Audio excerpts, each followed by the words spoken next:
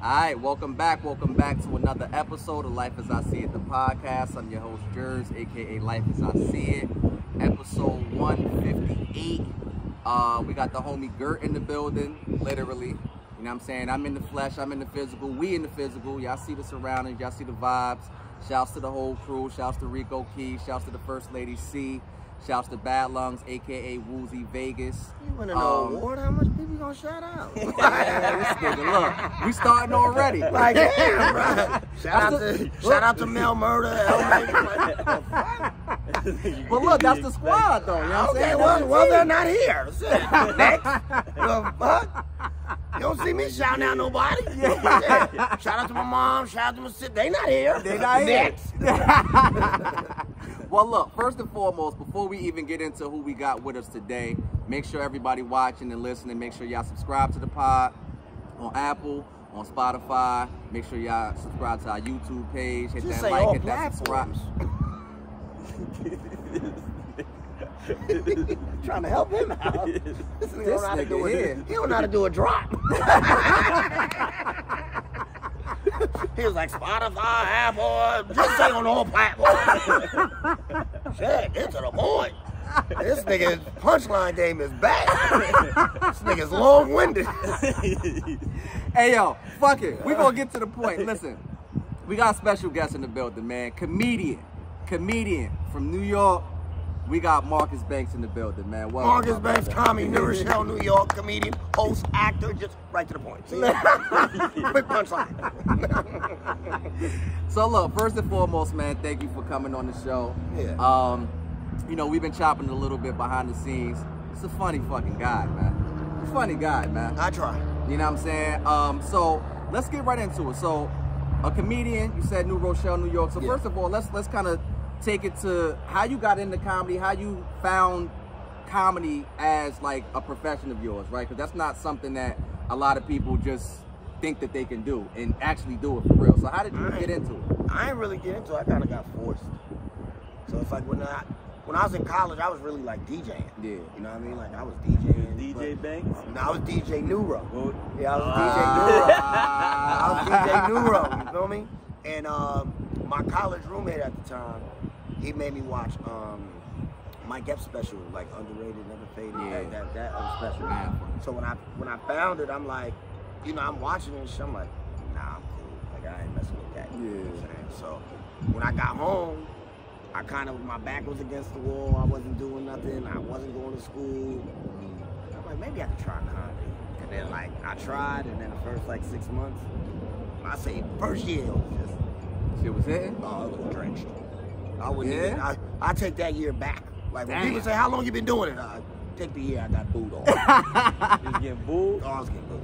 So wait a minute. How the booze hit? Yeah. How you deal with that, right? I mean, because like, so for real quick, right? So being from the hood, right? Being from the inner city, like you gotta know how to snap. You gotta know how to have comebacks. Yeah. So, but it's a different. I would imagine it's different on stage, right? So how I didn't how have that work? storytelling in the beginning of my career, so I was great at telling stories while we in the hood, and then people understood like, all right, bro, emphasize that and take it with you. So then, you know, I start watching comedy to understand where can I get my style.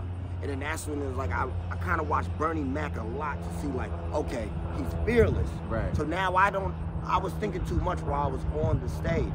When I stopped thinking, that's when I got into it. But my thing was, I was basically homeless because my mom didn't know I was kicked out of school. I'm sleeping on public transportation, buses, trains, you know what I mean? Like my mom don't know. My mom thinking I'm in school and I'm really not in school. I can't even face the fact that I gotta go tell my mom I'm out of school, you know? What school? I went to Herkimer County Community College, right next to Utica. Word. Not too far from Syracuse, 45 minutes. But when I noticed that I couldn't be the greatest at that time, it was like my mom just was like, yo, whatever ain't gonna break you is gonna make it. So that's when it was like I knew I could face adversity alone and turn, you know, a negative into a positive. So now, it's to a point, I just know how to really create now. But in the beginning, I ain't know how to create shit. But even, you said it's to a point where you know how to create, but like, you spoke about the storytelling aspect.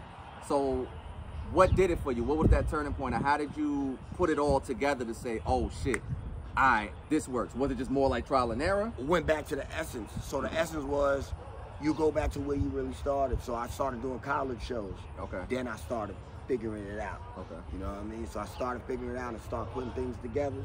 And I was like, all right, now I got jokes. But it wasn't nothing that it was like somebody was like, wow, you gotta go see him. But it was something like, all right, he's gonna be special. You know what I mean? So then later down the line, you start, when you hang around certain comedians, like you learn. So then when I just started getting in the game, I just really started vets, young vets, just trying to put everything together to make my brand bigger than what it was. You know what I mean? So it went from doing 1 show a night to 2 shows a night, maybe 3, maybe just showing the hunger and the drive. You know what I'm saying? Go ahead. Dick Gregory, right? Dick Gregory says the most funniest people you've ever seen, the best comedians you've ever seen is from people you know, right?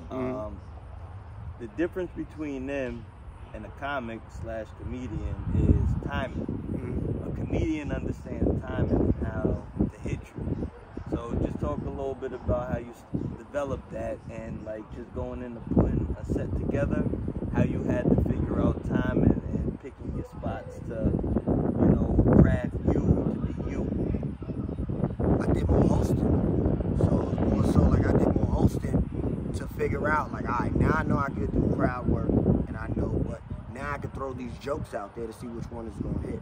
Because now I'm warming up the crowd, trying to control them just to get them ready for the show. So now I can do whatever I want. But at the same time, I still gotta have poise and control while I'm on that stage. So if I'm up there for 15 minutes and that 10 minutes worked, now I can be like, all right, now I can incorporate a couple of those jokes from there. Now I could, you know what I'm saying? But if only 5 works, now you in trouble. You like, boy. And then even to piggyback on that time, and when you're talking about, like you say, okay, only 5 works. So now, how do you know how much time to put a whole set together? In other words, like a couple jokes work, but like, do you say like this joke is going to be a minute long, or it's going to be like how do you formulate that in your head? You just keep working it out. It's like playing basketball. If you know you're a 3-point shooter, you're gonna keep shooting a 3. So you could get a joke that's a minute. And then you could be feeling it one night to where you milk that joke so long that it turns into 3 minutes, to it turns into 5 minutes. So it's like damn, like you tagging it up now. Now your punchline. Now you segue. It's different ways you can do with this joke, but you just have to stay in the joke. You know what I mean? A lot of people, like a lot of comedians, I'll say, they know they have to be a storyteller because we not like rappers. We don't get a beat. We paint a picture. So it's like when you're physically at this show and you say, man, I remember this one girl, she was big now. Everyone's a man like, I remember I messed with a big girl. Right.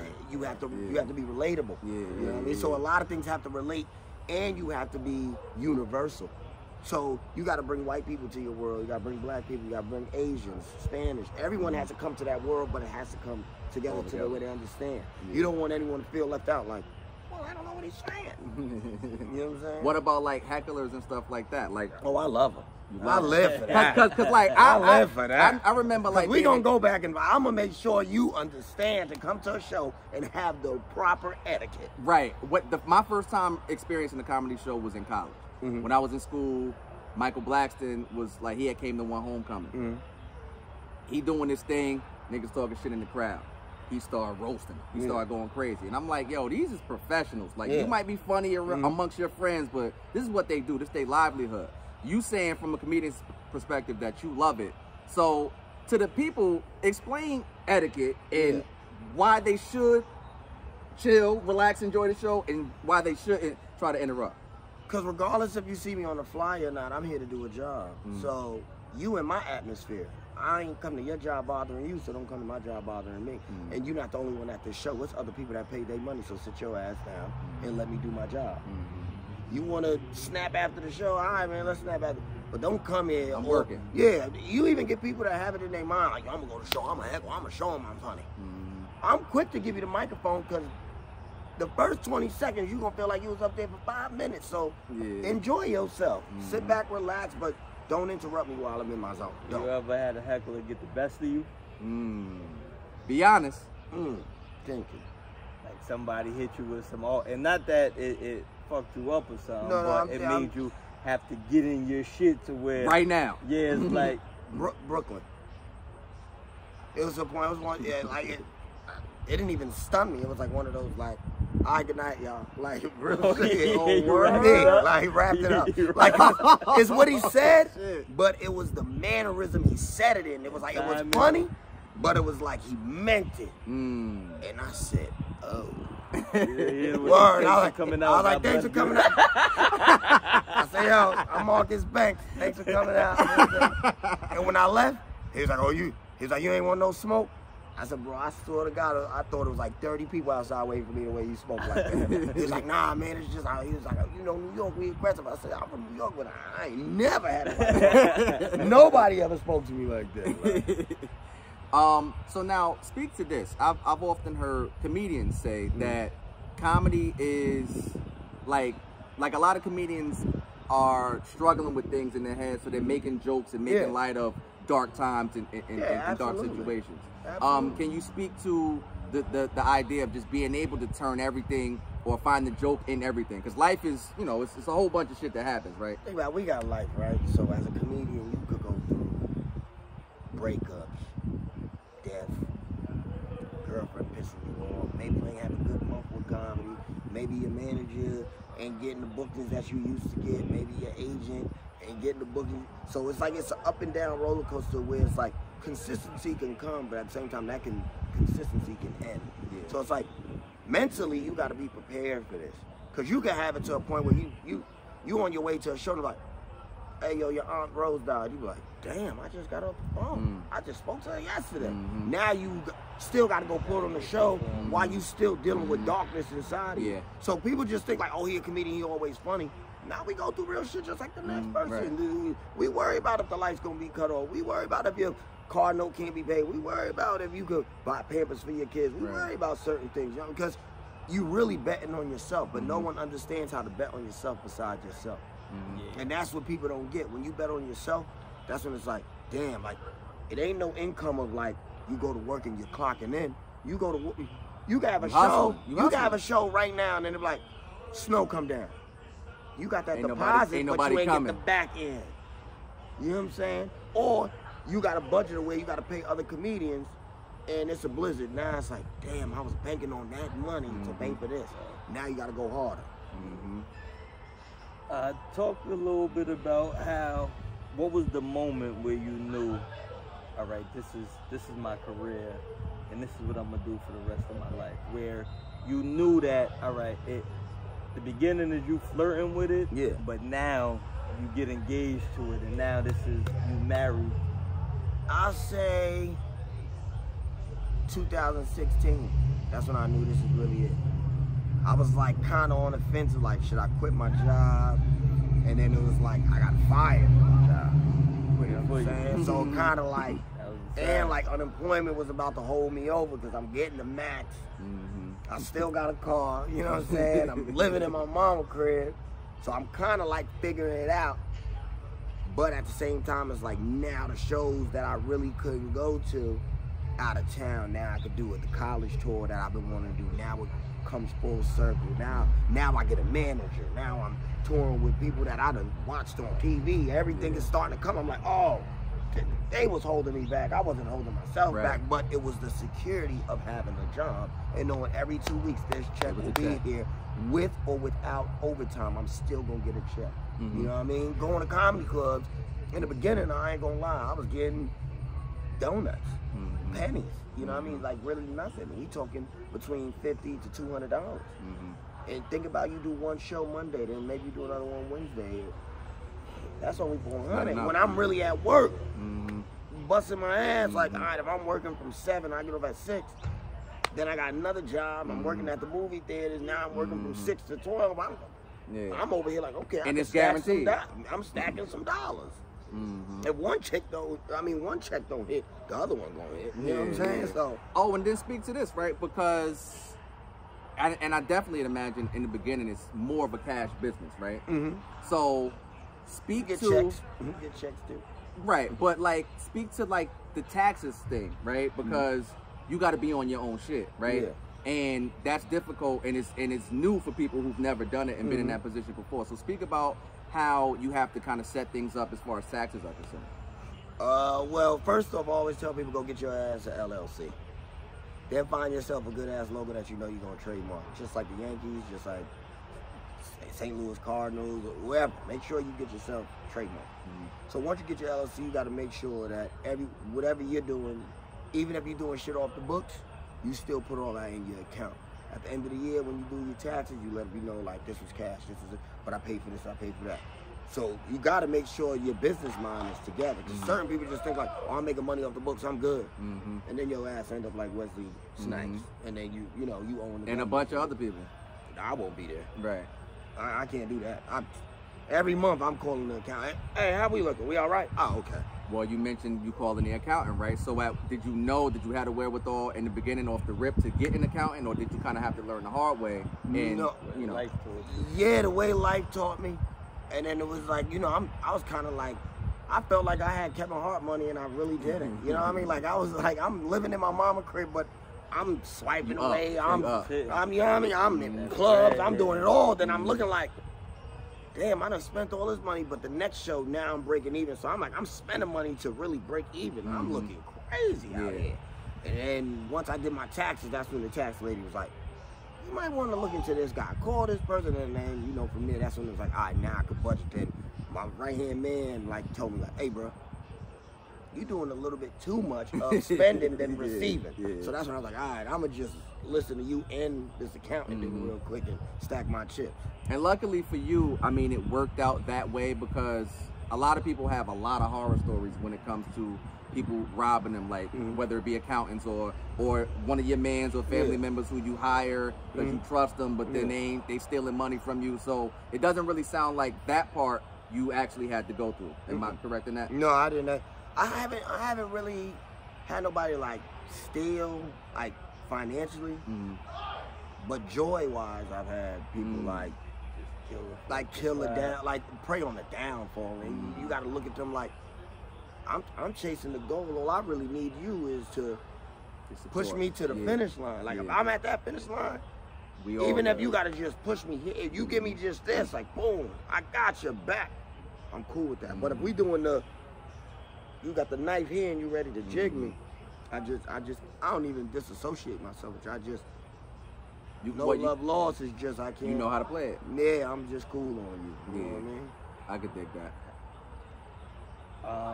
On the set, on the showcase or whatever, what spot you like the best? You like to close? You like to start it? How you feel when versatile don't matter?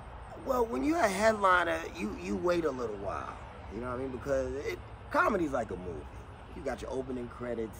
You know what I'm saying? Like you got the previews, and then it's like, all right, let's start this movie. Then it's like, oh, I'll get you. You know what I mean? So it's like, I really like to host, but now that I'm transitioning into that featured headlining position, I kind of like the feature because you like right in the middle of where you either can make the show or break the show. You know what I mean? So it really, and the pressure, that adrenaline, like that adrenaline just shows like, because once you hear that first laugh, it's like I'm looking at the crowd, but now I'm just looking at a wall because now my tunnel vision is in there. I was about to ask, because a lot of people, like, I've been a performer and an artist, and a lot of times they told us early on, pick a spot and just kind of focus on that, right? So that's what you kind of do? As soon as I get, like, boom, I try to feel the crowd, and then once I get that out and I get into my set, it's like, once I hear that first, like, ha! I'm looking right there, straight ahead. You know what I mean? I don't even care if the sound man is giving me the light. I can feel when I know I'm gonna get off the stage. If I feel 30 minutes is the day I'm like, the time I'm gonna do today, I'm gonna do it. If I feel 20 is, I'm gonna do that. You know what I mean? So I know when it's time for me to, I know how to end it when it's like, boom. Like, and then it's to a point after the show, it's like, damn, this is a cold-blooded motherfucker right here. You know what I'm saying? And that's the satisfaction. Yes. That's the reward. Big time. Who was somebody you admired that gave you the first head nod, like, yeah, you got something there? Somebody who you kind of had admiration for, but then they seen you and they gave you the, The first person that really, Well, that meant something to where the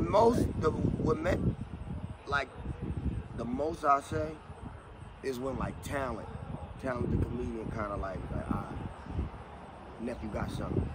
But then what really took it over the top was my man Omar Thompson. When he's like gave me the nod and then he said, I'm gonna have you open up for me at Caroline's. I'm like, ooh, in New York too. On Broadway? At that, yeah. You know what I'm saying? So it's like I was on the scene, but it was to a point as like I said, I still was working, so it's like I wasn't how everyone else was doing it. The people that been doing it 10, 15 years, you know, they taking it so serious, but they looking at me like, man, this young ass comedian, he ain't taking this shit serious. He gotta go to work in the morning, he gotta check. Right. You know, he's responsible. One foot in, one foot out. Yeah, he's not all in, he's responsible. He's not betting on himself. So that's when it's like Omar and then my man Desi Johnson from Mount Vernon. Desi was kind of like, gave me my first show to understand structure of comedy. He had this show on Boston Road in the Bronx. I forgot what the club was called. But no lie, the ratio in there was like 4-to-1, bro. I ain't never get that much laughs. When I first started, I said, oh, I got something. I said, oh, I got something. What? Have you dealt with, I've heard comedians talk often about comedians going overtime. So it might be a set, you're supposed to do 15 minutes, but you know, now he done ran to 15 to 20, and now that's affecting you and the rest of the show. Have you a lot of comedians, hell yeah. There was one time, I felt like I had to like almost mute a comedian's mic. That's how, like, that's how. Is that real? Told the comedian, I said, man, do a tight 20, and I mean tight. Said, I'm gonna light you at 17 minutes. So like, it's different lights in comedy. Like comedy club, you might get a laser, you might get a flashlight, or like if it's a regular show, like in a bar and lounge, you might use your phone and light them. So you know what I'm saying? I'm lighting them at 16:30. Homeboy grabs a seat. Now he closes his leg, crosses his leg. But you could tell. I'm thinking he threw his fucking on. Yeah, he threw his fucking on. No lie, he's killing. But it's like, hey, bro, I do got the headliner. Who's next? Like.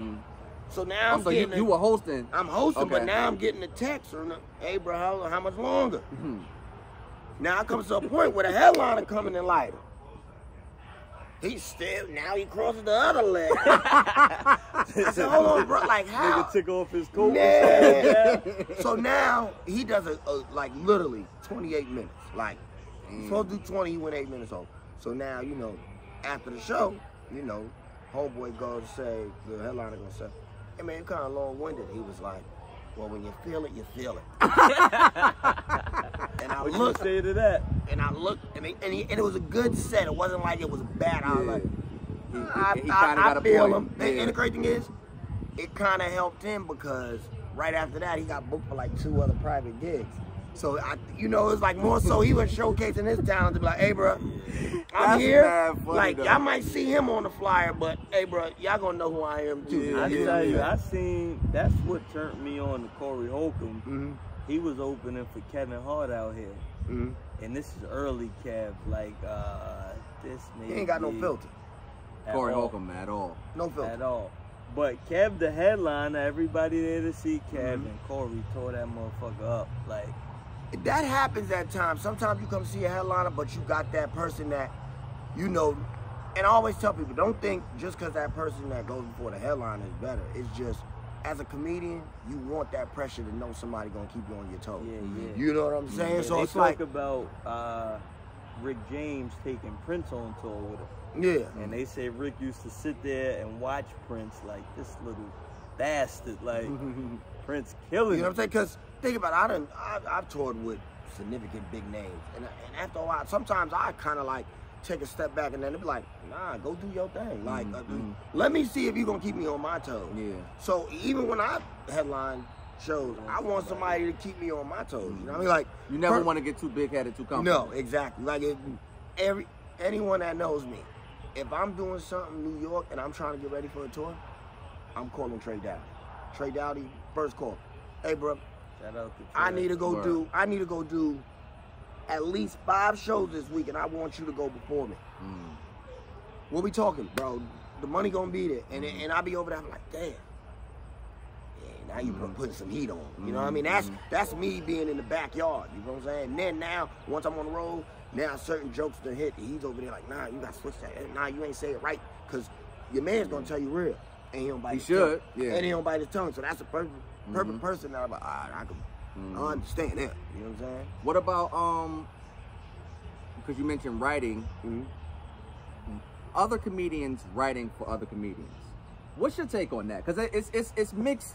It's different. Mixed. It's different though. Like okay. if you got a comedian writing for you, it's like certain people can't transition their thoughts to paper. So you got that one person that could really be like, you know what? I could really turn your jokes into real life stuff. Then you got comedians that will really sit there, but while you're on tour, say we all comedians, he'll probably say, hey bro, punch up that joke, or that tag was bad, retag it this way. It like helping each other. Right. You know what I'm saying? Just helping each other.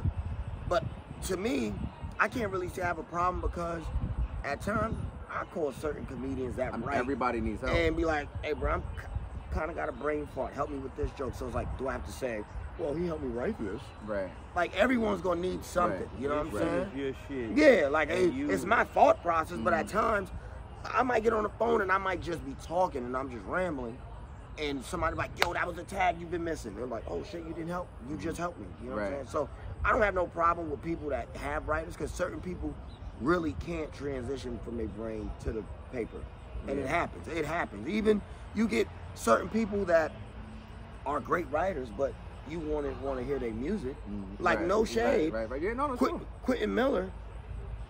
We already know what he did. We don't care. But we don't care to hear his music. We know he can write. Right. You know what I'm saying? Like it's certain people you hear like, I don't want to hear his music. You know what I'm saying? Yeah. It translates different. Ego set aside. Is there anybody out there that you just don't want to follow? Or is it fair game for everybody? That's a good one. Is there somebody like, and not even just because of intimidated, but just style-wise or something that is just like, nah. 3 comedians. I'll say Smokey Suarez, Vince Bryant, Leonard Oots, and I'll throw a 4th one. No, I'll throw in 2 more. Comedian Blackberry from Detroit, and Carlos Miller. I don't want to follow them at all. At all. If I even see them grab the mic before me, I got stomach virus. Yeah. And is it just because it's a tough act to follow? Just simply put? It's so tough. Like with Leonard, that guy is just so witty and like can't miss. You know what I mean? With Vince, he's just such a creator off the top. He's just always creating. And you might have seen him last night. I'm like, yo, he got this one joke, but then you're like, damn, when did he change this up? Yeah. So then you got Blackberry. Blackberry is just a force to be reckoned with. Smokey is like, you don't know which way he can take it. He's unpredictable. He's unpredictable. It's like, damn, like you gonna get the Smokey of where Smokey might just do a calm 30 and it's people like, stop. Then you got Carlos Miller. It's like just the unfiltered king. Like, he's unfiltered, you know? Yeah. So that's why I always say, like, them right there, like, and I know a lot of times with just creative people in general, whether it's artists, rappers, comedians, whatever, a lot of times they say they don't listen to other people's music when they're in album mode, or other comedians don't watch sets or so-and-so's Netflix special because they don't want to adapt their thoughts make them their own. Do you well, I watch someone special just to see if that's really them, if that's their work of art. There's certain special. Wait, what do you mean? What do you mean? Like if it's really them? Like meaning like if I know your style and then I see you like doing Netflix and then it's like watered down, I'm like, and it's probably somebody else penned it. Nah, it ain't even penned. It's just that ain't really your energy. Okay. You That didn't give your all. Yeah, you didn't give your all to it. You know, it's like, nah. You should. I don't know how many times you recorded it, but nah, that ain't you. Okay. You know what I'm saying? So it's certain specials. I be like, damn, you done. I done seen you dog walk the stage, and now you over here being on some bullshit. Exactly. On some bullshit. It's certain special I don't look like, you know, and just left it. What's your preference? A more intimate setting or a bigger room? Which one you like to just kill the most? Smaller room, like Carolina. I like a smaller room to practice, but when you want to hit them big rolls, I want to do a theater. Theater? Yeah, I want to do a theater. And so far in your career, what would you say is about the give or take the biggest crowd you performed in front of? Bojangles Coliseum, CIAA weekend, NJ Pack, South Orange, New Jersey Pack, right? That's what it is. South Orange. Well, not NJ Pack is in North. No, and then what's that? Well, it's another one you talking about. It's another about. one, yeah. Oh, okay. It was. I think that fit like a good 1,300. Yeah, but Bojangles Coliseum, that was. What was like the crowd like that, like numbers wise? I don't know how much Bojangles fit, but it was sold out. And the crazy thing is, I was the warm up. So I'm opening up for some more. Gary Owens, amazing. So I've seen how long. Tony Rock, Earthquake, and Mike Epps. Damn. Then I get the worst introduction. Come to the stage, Marquise B. I was like, yo, who's Marquise? The DJ like, come on. People still walking in. I said, oh, this is crazy. This is a bad introduction. And I overcame, and Mike Epps was like, he just shook his head. I said, all right, cool. Yeah. We on to something now. Yeah, sometimes, what's understood don't got to be explained. Yeah, I said, okay, cool. That's fire. My man. That's fire. So now tour life, right? Yeah. Tour life. Currently, right now, you're on tour. Yeah. What's the name of the tour? Talk about the tour. Talk about tour life. And I want to focus more, first at least, on just the hustle and bustle of tour, right? Because people think, oh, you get to visit all of these cities every night, it's this and that, all of these people, but like, it's a lot of wear and tear on your body. You're not eating right because you out late and you're doing all of this. So kind of talk about tour life from that perspective. So the tour I'm on now, I'm on 2 different tours. So I got the tour with Leonard Oops and Vince Bryant. That's been like, we all was roommates in LA, so I call it the Roomies. Then also I'm with HaHa Davis and Blackberry, the Fellas tour. So, but it's all about balance when it comes to it. It's like, you just got to know your time. If you always want to get to a city a day before, and you don't want to be ripping and running because it might be cancellation, whether something might happen with the plane, it might have to deplane, you never know, it's unpredictable. So if you're trying to get to a show, and the show starts at like 10, say your show start at 7, now your plane lands at 5. Now it's like, yo, it's too tight. It's tight. You gotta go to your hotel. You gotta shower. Yeah. You're not comfortable. Your thought process is off. So it's all about knowing good timing, like, and having great communication, and just understanding. So if shows is Friday through Sunday, I'm in the city Thursday. You know what I'm saying? The latest I want to land is that night. You know what I mean? So like, if I'm landing anywhere between evening time and like nighttime. Okay. You know what I mean? Where it's like I could late check in, I could late check out. Because I wonder, not to cut you off, I wonder about that, right? Because like you see, like even with rap and just like the culture, whatever, like you see what's happening in LA, they saying it's super turned up, it's dangerous, this, that, and the third, you got to know how to move. I wonder often about whether it's comedians, artists, whatever, when they have show dates or spot dates across the country, what's more comfortable for them? Do they like to catch the red eye and come in on a late night and so that if I'm going to the West Coast, yeah, like I'll take a red eye. I'll definitely take a red eye. You know what I mean? So now, like, my morning could be full of, like, I could be productive. I could probably squeeze in the interviews, squeeze in the podcast. You know what I mean? Just to stay relevant, maybe do some skits. And get the transaction on the Instagram going. So things like that, I'll take that on the West Coast. But if I'm like New York to going to like St. Louis or Atlanta, it's like I just take a regular flight. Like if it's 2 o'clock, get there at 5, and scope the scene. You know, because I'm. The blast gonna be out there. I'm in your city. You gonna know I touched your city. Trust and believe me. Like, you gonna know I hit your city. And I know somebody everywhere. And you gonna know I'm in your city. Word. You know what I'm saying? Word. Your top 5 comedians. I know that's it could change, vary, but right now in your top 5, dead or alive. Bernie. Rest in peace. Eddie, Robin Harris,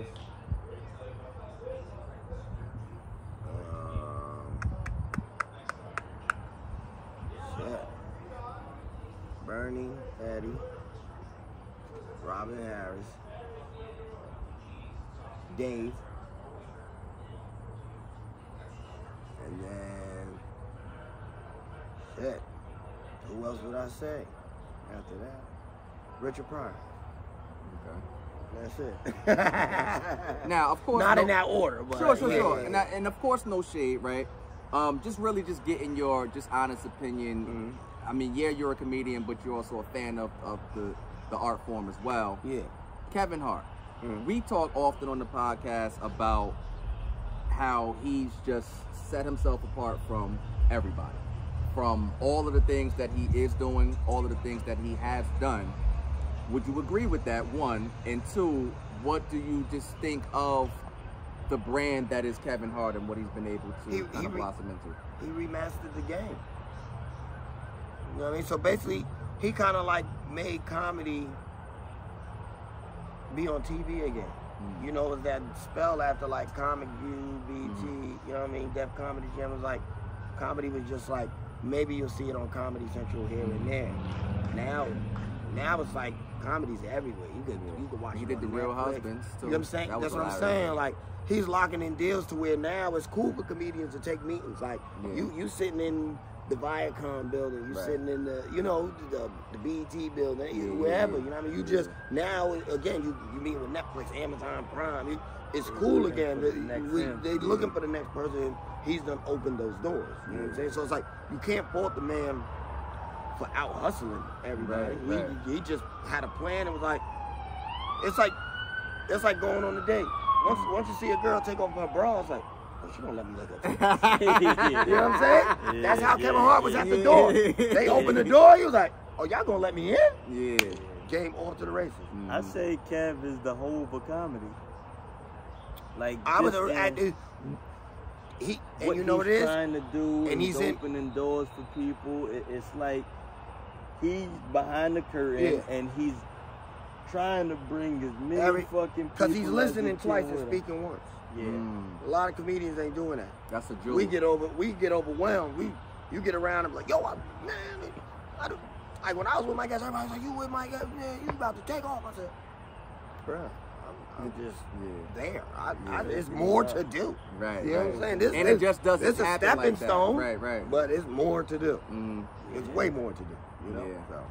And you know, people don't really understand though, right? They just see names. They just see faces and they just assume. Don't nobody know how much you do or don't have. And then talk about that, right? Because as you have ascended in your career and you went from, you know, those twos and fews when you get new shows where it's $50 a show, $100 a show, to what, as you're ascending, you got friends, you got family, you got associates and people who now they're looking at you different. They thinking you Kevin Hart.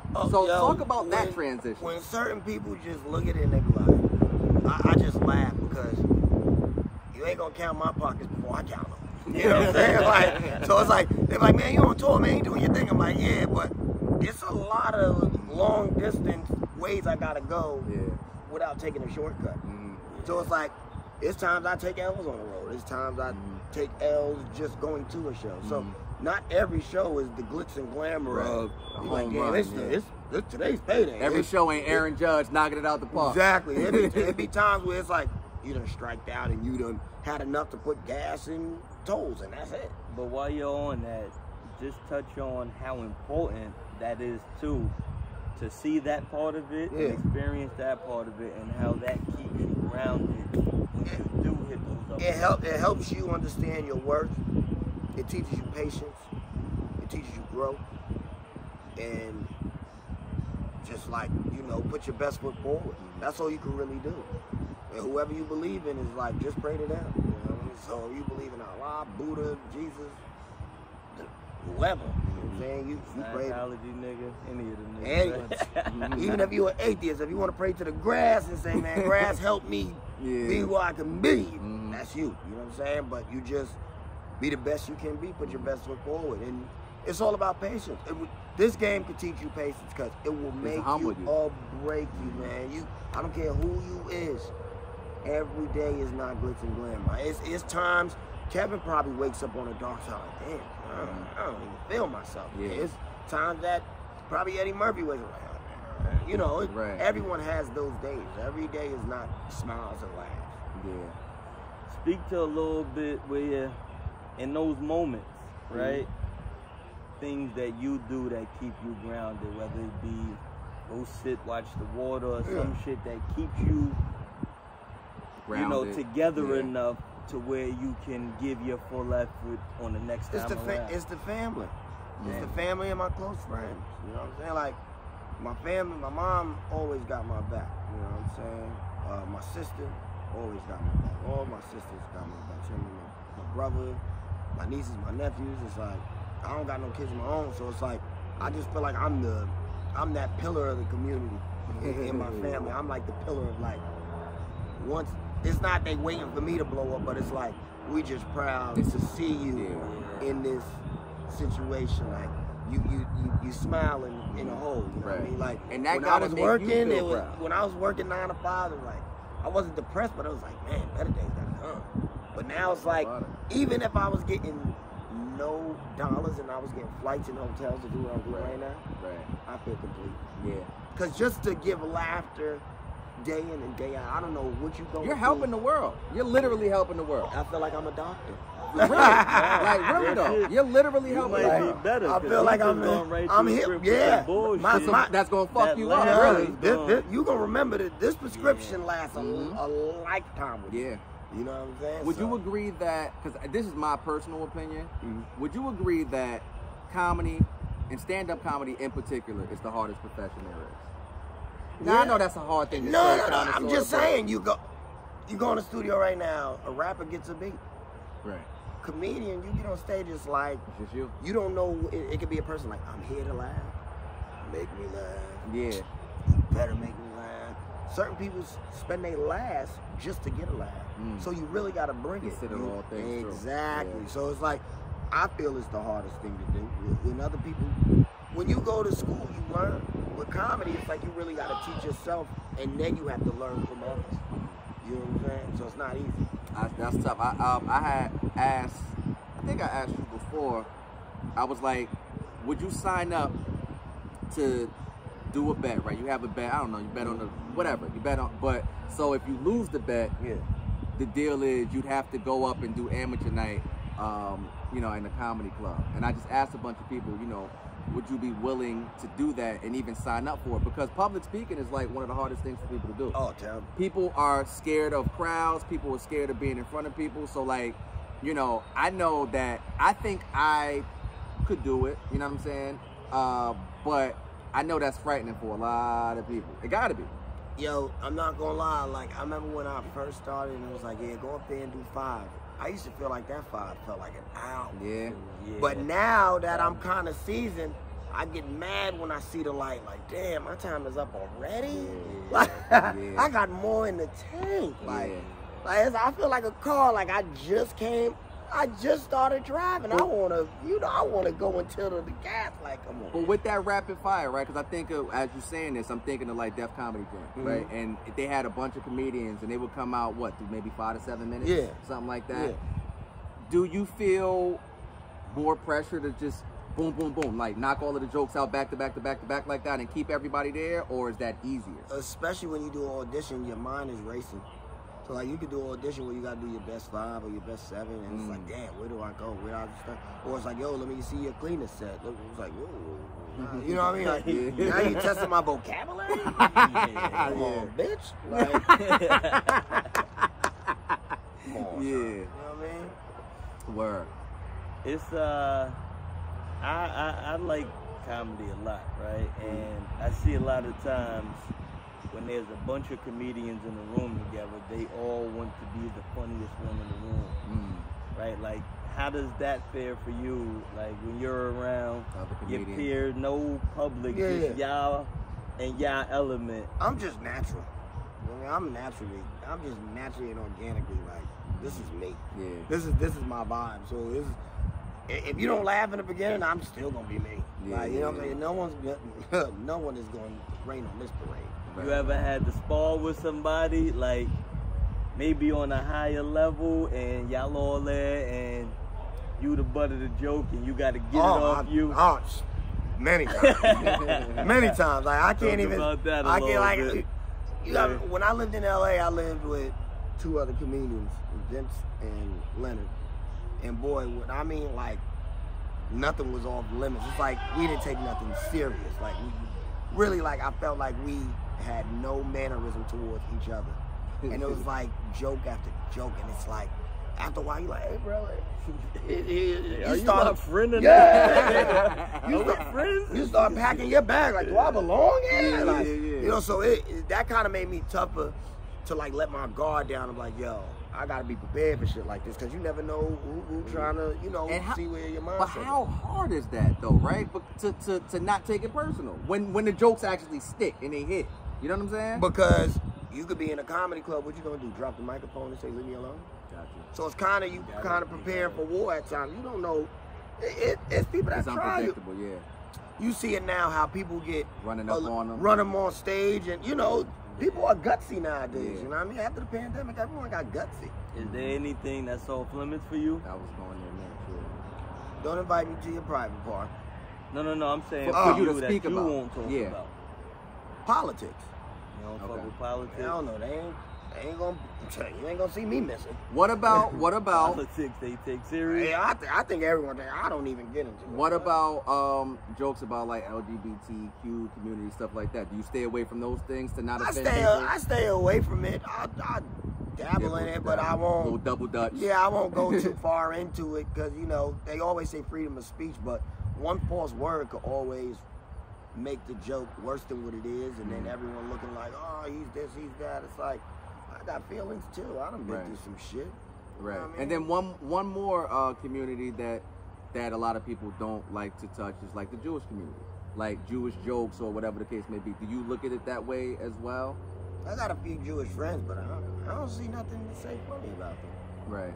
I just think that, you know, as comedians, I think that, and I've heard a bunch of comedians say this, it's like the last real true art form that really gives you that freedom of speech. With a little bit of censorship now with all these new rules. Well, that's where I was going, right? So like you how fuck with the new rules and Hell you no.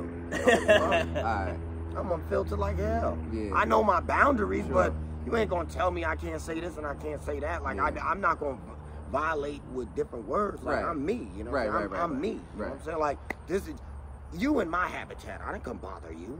You don't have to listen to Dave me. I don't give a Chappelle damn. said, if you got any problem with what I said, just remember, you clicked my face. Yeah.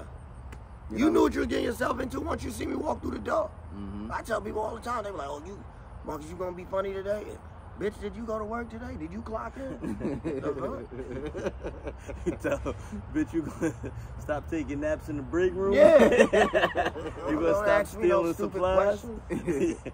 Word. So really quickly, before we wrap it up, talk about how you see yourself in the future. What, you know, do you want to get into movies? Have you already done movies? Do commercials or big headline arenas, or like what is the end goal? What does it look like when it's all said and done for you? And where do you maybe see yourself in the next 5-10 years, or you know what I mean, for future?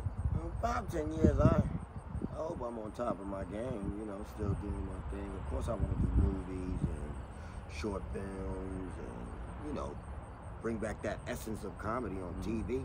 So that's what I want to do. Make sure like a sitcom maybe or something like that. Sitcom, movies, Netflix series, or whatever. What role you want in the sitcom? You want to be the dad? No.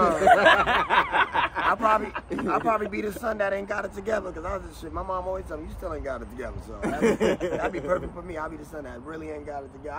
I'll be like Cole and Martin. I ain't got it together. Well, look, maybe we need to get together and write something and put something together. We can do that. You know what I'm saying? This is pitching season for sure. So that'd be perfect. Word up. Where adding to that, your dream place to play, like I'm looking, that's where I want to rock, like for a lot of people it's the Apollo or the, you know, wherever. I would want to do Madison Square Garden. That's it. If I shoot a special, it's either the Garden or I want to do my high school field, right on the football field. That's fire. Right on the football field. That's fire. Like on it. Yeah. Like not even. I mean like 50-yard line, the bleachers looking this way, and the lights is pouring down. We are there. I might even like that better because it's more sentimental value when it's full circle. You know what I'm saying? You know what I'm saying? It's full circle. Like, but MSG is like, and I don't want to do like the guard. I want to do the theater.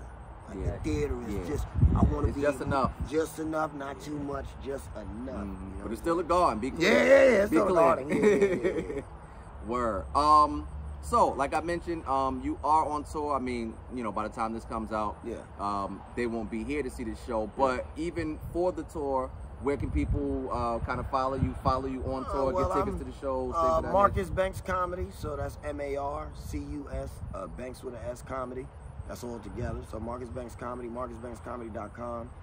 Marcus Banks Comedy on Facebook. Every platform is Marcus Banks Comedy. You know what I mean? So, nice and simple. Yeah. No underscores, dash, all that dumb shit. So you could get your tickets on there. I'll update my website every week. So no one can say nothing. Or you can click the link in my bio on Instagram. But it's easy, 1, 2, 3. I'm not hard to find. You know I mean, if I'm in your city, let's take a picture. Let's take a shot. Let's do whatever you want to do.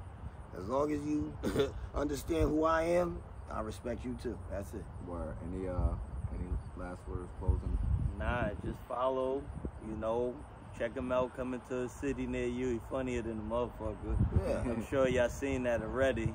But, yeah, our rental space is up right now. We ain't supposed to be here right now. And look, we definitely gonna head to the show tonight and check him out. And the other gentleman, pardon me, that you're doing the show with tonight. Yeah. What's their names again? Ha Davis and comedian Blackberry. Comedian Blackberry, Ha Davis, Marcus Banks, Life as I See It podcast. Yeah, this is the fellas tour. Yeah. This is the Life as I See It podcast. Like we always ended, we always do our part. We give y'all the content. We make sure that y'all have what y'all need. So y'all do your part and make sure y'all tell a friend and tell a friend. And until next time, everything Rico.